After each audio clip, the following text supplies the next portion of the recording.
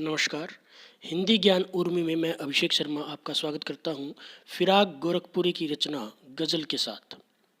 फिराक गोरखपुरी 28 अगस्त 1896 को उत्तर प्रदेश में जन्मे।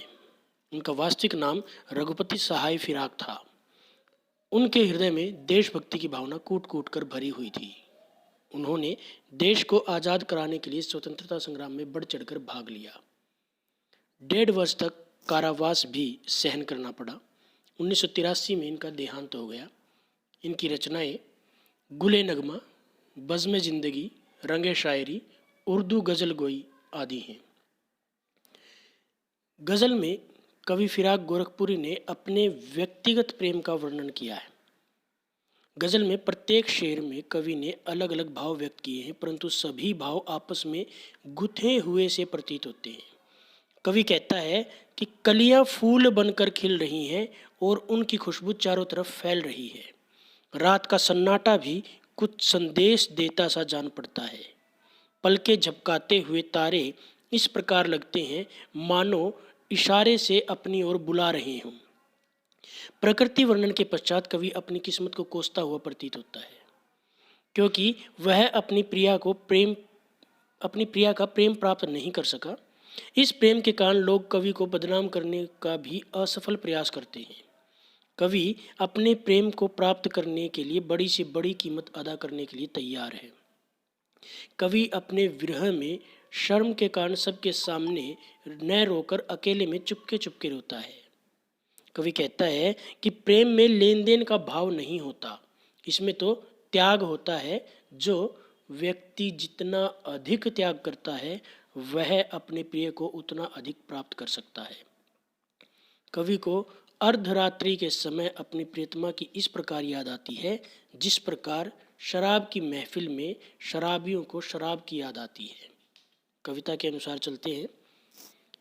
नौरस गुंचे पंखुड़ियों की नाजुक गिरहें खोले हैं, या उड़ जाने को रंगोबू गुलशन में परतोले हैं। नौरस नया रस, गुंचे कलियां, नाजुक कोमल गिरहें गांठें, रंगोबू रंग और गंध, गुलशन बाग, परतोले पंख फैलाकर। कि कवि कहता है कि बसंत ऋतु के आगमन पर कलियों में नया रस भरा हुआ है। वे अपनी पंखुड़ियों को कोमल गांठों को खोलकर, अर्थात कलियां खिलकर फूल बन रही हैं।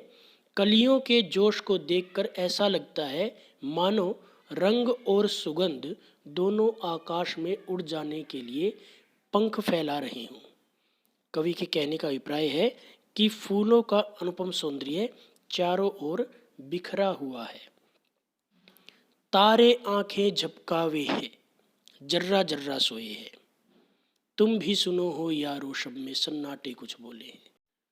कवि कहता है कि रात के घने अंधकार में प्रकृति का प्रत्येक कण सोया हुआ है। जर्रा जर्रा कण कण, शब रात, सन्नाटे मौन। कि रात के घने अंधकार में प्रकृति का प्रत्येक कण सोया हुआ है।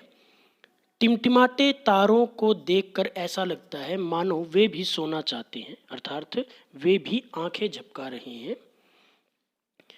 कवि कहता है कि हे मित्रों, हे दोस्तों, तुम भी सुनो।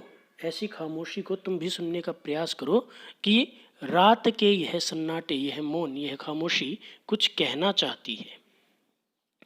हम हो या किस्मत हो हमारी, दोनों को एक ही काम मिला। किस्मत हमको रोले हुए है, हम किस्मत को रोले हैं। कि कवि कहते हैं कि मनुष्य सदा अपने भाग्य को कोसता रहता है। मनुष्य और उसकी किस्मत दोनों लगभग एक जैसा स्वभाव रखती हैं। दोनों एक ही काम करते हैं। वह काम है कि जब भी समय मिलता है तो इंसान किस्मत को रो लेता है और किस्मत इंसान को रो लेती है। अर्थात कि जो व्यक्ति कठिन परिश्रम नहीं करता वह आजीवन अपनी किस्मत को ही दोष देता रहता है। जो मुझको बदनाम करे है, काश वो इतना सोच सके, मेरा पर्दा खोले है या अपना पर्दा खोले है। कवि कहता है कि जो लोग मुझे बदनाम करना चाहते हैं, काश वे केवल इतनी सी बात को समझ ले कि ऐसा करके वे मेरा राज खोल रहे हैं या स्वयं का राज खोल रहे हैं, कि वे निंदा करने वालों को इस बात का एहसास करवाना चाहते हैं कि दूसरों की निंदा करके समाज के सामने अपने आप को ही बुरा सिद्ध कर रहे हैं। यदि कोई किसी की निंदा करता है तो वह संसार के सामने स्वयं को ही बदनाम करता है। ये कीमत भी अदा करे हैं हम बदरुस्तीए होशो हवास, तेरा सौदा करने वाले दीवाना भी होले हैं। कीमत मूल्य, अदा करे चुकाना, बदरुस्ती भली प्रकार से, होशो हवास विवेक के साथ, सौदा व्यापार, दीवाना पागल।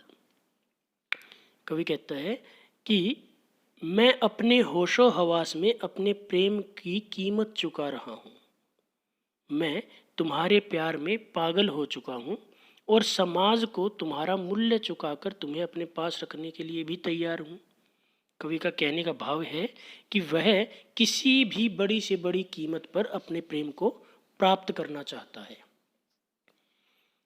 तेरे गम का पासे अदब है, कुछ दुनिया का ख्याल भी है। ये तेरे गम का पासे अदब है, पास में होना, अदब मर्यादा। सबसे छिपा के दर्द के मारे चुपके चुपके रोले है।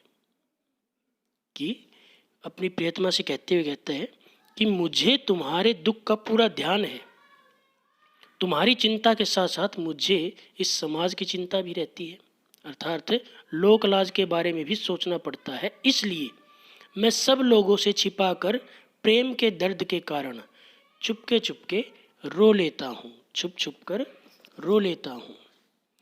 फितरत का कायम है तवाजुन, आलम हुस्नो इश्क में भी उसको उतना ही पाते हैं, खुद को जितना खोले हैं। फितरत स्वभाव, तवाजुन संतुलन, आलम हुस्नो इश्क सौंदर्य का संसार। कवि कहता है कि उस पर प्रियतम के स्वभाव का जादू आज भी मुझ पर छाया हुआ है।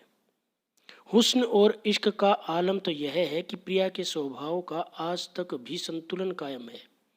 वियोगावस्था में मैं अपने आप को जितना भूल जाना चाहता हूँ उतना ही प्रियतमा मुझे याद आती है। कि यह तो मेरा स्वभाव है कि प्रेम और सौंदर्य के संसार में मैं जितना संतुलन बनाना चाहता हूँ उतना ही तुम्हें भूलने का प्रयास करता हूँ, और जितना तुम्हें भूलने का प्रयास करता हूँ उतना ही तुम मुझे याद आते हो। आबो ताब अशआर न पूछो, तुम भी आंखें रखे हो। आबो ताब चमक दमक के साथ, आबो ताब अशआर न पूछो, तुम भी आंखें रखे हो। ये जगमग बाएतों की दमक है या हम मोती रोले हैं। कवि कहता है कि तुम मुझसे चमक दमक के साथ ही सारी बातें मत पूछो, क्योंकि तुम्हारे पास भी सारा हाल देखने के लिए दो आंखें हैं। तुम भी अपनी इन आंखों से बहुत कुछ देख सकती हो, महसूस कर सकती हो। कवि कहता है कि समझने वाला खुद ही समझ सकता है कि ये मेरे शेरों की चमक है या मेरी आंखों से बहने वाले आंसू मात्र हैं। ऐसे में तू याद आए है अंजुमने मैं, शराब की महफिल, रिंदों को, शराबियों को। ऐसे में तू याद आए है अंजुमने मैं रिंदों को, रात गए गरदूप फरिश्ते, गरदू आकाश, फरिश्ते देवता, बाबे गुनह पाप का अध्याय, जग खोले है संसार का। कि तो इस विरह अवस्था में मुझे इस प्रकार याद आती है जैसे शराब की महफिल में शराबियों को शराब की याद आती है, और आधी रात के समय देवता संसार के पापों का हिसाब किताब करते हैं। वे यह जानने का प्रयास करते हैं कि किस व्यक्ति ने कितने पाप किए हैं। कवि का कहने का भाव यह है कि उसे अपनी प्रियतमा की बहुत अधिक याद आ रही है। सदके फिराक एजाजे सुखन, कैसे उड़ा ली ये आवाज़ें। इन गज़लों के पर्दों में तो मीर की गज़लें बोले हैं। कवि कहता है कि आमतौर पर लोग मेरी गज़लों से प्रभावित होकर मुझसे यह बात पूछते हैं, कहते हैं, तुमने इतनी अच्छी शायरी कहाँ से प्राप्त कर ली, कहाँ से सीख ली। तुम्हारी गज़लों में तो हमें मीर की गज़लों की झलक दिखाई देती है।